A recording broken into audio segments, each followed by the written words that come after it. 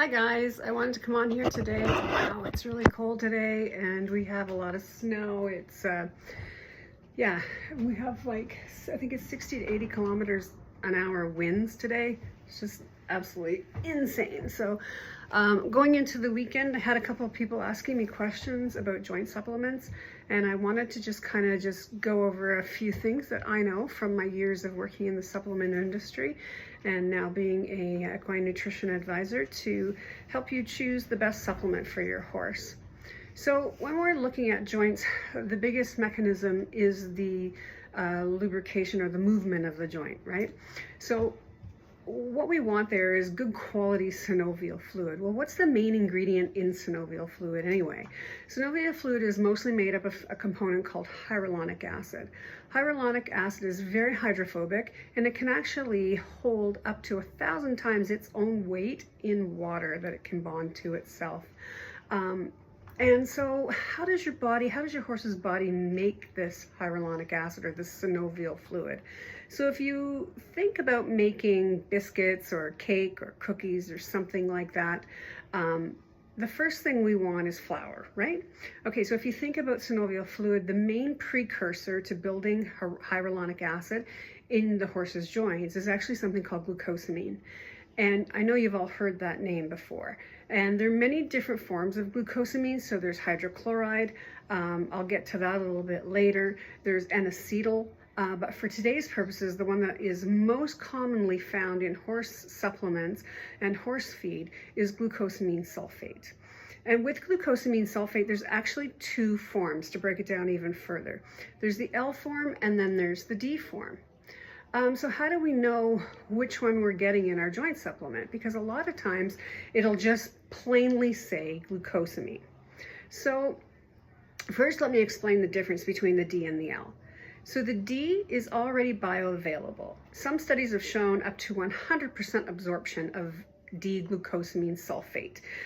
So D-glucosamine is the one that goes straight in the body sees it as being bioidentical and uses it right away. A lot of people have claimed anecdotally to see a difference in their horse's mobility within 48 hours. So the L is the other form, and the L, it's interesting to understand that it has to actually be converted by the horse's body to be then used in the horse's body. And so to know which one that you're using, I'm going to give you a couple of clues, because most supplements, if they just say glucosamine, you can probably be guaranteed that they're using the cheaper form. So that's the first thing. So the L form is much cheaper, and it's much more easily accessible for supplement or feed companies to get. So it's easily accessible and it's cheap. Okay. The other thing is that it needs a very high dose. So you might look at the dose on your joint supplement and it might say, oh, 100,000 international units or whatever the number is of glucosamine. Wow, that's giving my horse so much glucosamine. This is great. But the problem is the body has to convert that. And when you have to convert things, you lose a lot of the efficacy of that. So for example, you might be feeding 100% and the horse might only be utilizing or able to utilize 20 to 40% of it. So that's a lot of money that you're spending for a little bit of efficacy. So it's cheaper, it's a very high loading dose. Lastly, you can be 100% guaranteed that if they're using D-glucosamine, they will say they're using D-glucosamine because they're very proud of it. So don't be fooled if the dose, and the loading dose will be very long.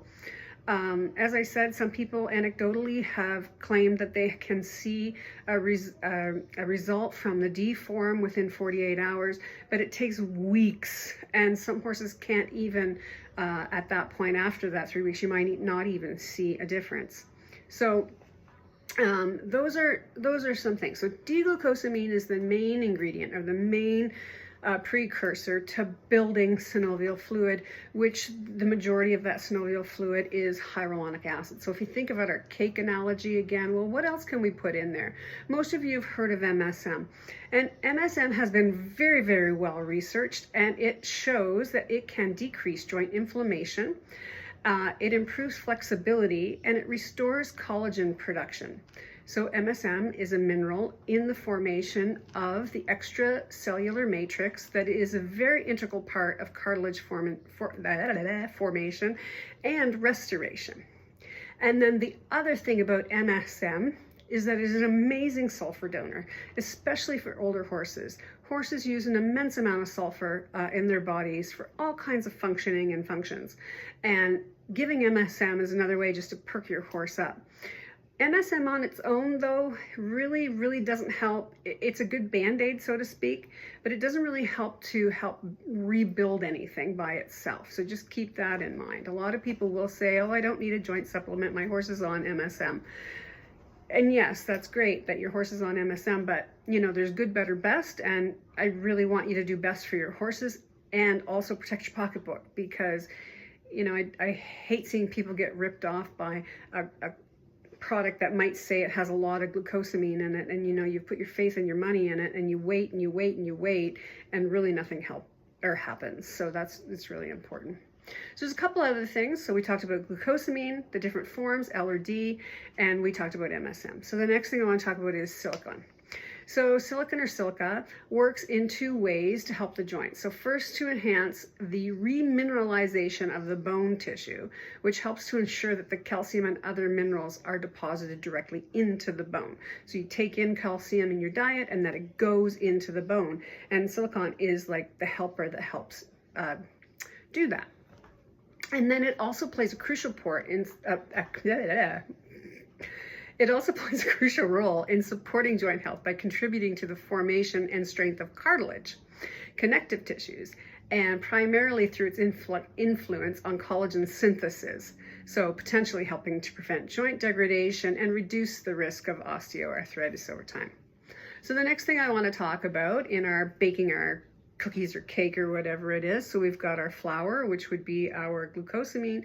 We've got some sugar now, which is the silicon, and now we want to talk about boron. So boron makes sure that calcium stays bound to the structure of the bone, and calcium is what gives bone its strength. So therefore, if your horse's diet over time becomes deficient in boron, the calcium will start to fail. And boron is equally as important as calcium and vitamin D as one of the essential minerals involved in your horse's bone and joint health. So now we've got some eggs in there, we'll say. Now I want to talk about something that's a little bit controversial, and that's chondroitin. So a lot of people buy chondroitin supplements for their horses, and that's fine. But there is some new science coming out that it's not quite as effective as we once thought. A lot of times you will see a result, and that is because chondroitin often isn't fed on its own. It's often put into supplements that do already have MSM and D-glucosamine sulfate. And so with chondroitin, you're really not seeing the effects of the chondroitin, you're really seeing the effects of the MSM and the glucosamine, or the boron and silicon. Studies are now showing that even the most absorbable form of chondroitin, the horses only actually absorb up to 22% of it. So there's really no reason to give it, to be honest with you, in my personal opinion. Vets are very pro chondroitin, and you know, I always say go with your vet, they know best. But there is some new science coming out, and sometimes people just aren't aware of it. There are some anti-inflammatory herbs. There's devil's claw, yucca, ginger, there's a bunch of different ones. I kind of caution people on feeding those raw. First of all, they can cause great digestive upset. The second thing is that it's kind of, you can think about it like making a cup of tea. You don't take the tea leaves and chew the tea leaves and swallow them to get the effect of the caffeine, right? You put the tea bag in the water and that diffuses into the water, and then you drink the water, and which is then tea. And that's really how raw herbs work best, is if they are made into a liquid. Then they can be more, those compounds that are available become more bioavailable, and they can be utilized a little bit better by the animal. So make sure if you're using things like devil's claw and yucca, you do consult with an apothecary or with a pharmacist or with your vet or with a nutritionist or someone who's in the know. Don't, I caution people against just kind of throwing stuff into their horse's feed. Try to keep things as simple as possible. The other thing is there's not a lot of studies that actually prove the efficacy of some of those herbs, so take caution there as well. Another very beneficial thing you can do is to feed an anti-inflammatory oil. So my favorite is actually camelina because it is very, very stable and because of its high omega-3 content. With all of this, bioavailability is key, and the horse's ability to absorb. The horse needs to have a good gut biome, and it needs to be able to produce enzymes and able to digest a lot or absorb a lot of these things. And so, it all comes back, in my mind, a lot of this comes back to gut health. Horses with leaky gut syndrome or dysbiosis often have a higher incidence of inflammation, and so treating the horse's gut also can help bring down inflammation systemically through the whole body, which can then help with mobility. So use of antioxidants and good quality probiotics and things like that, and making sure that they have a very, very good quality mineral supplement in their diet if they're only eating hay. So I hope that helps you out a lot today. Remember to keep those clues in mind when you're shopping for your joint supplement. And as always, take care, enjoy shoveling. I think we've got about 20 centimeters last night.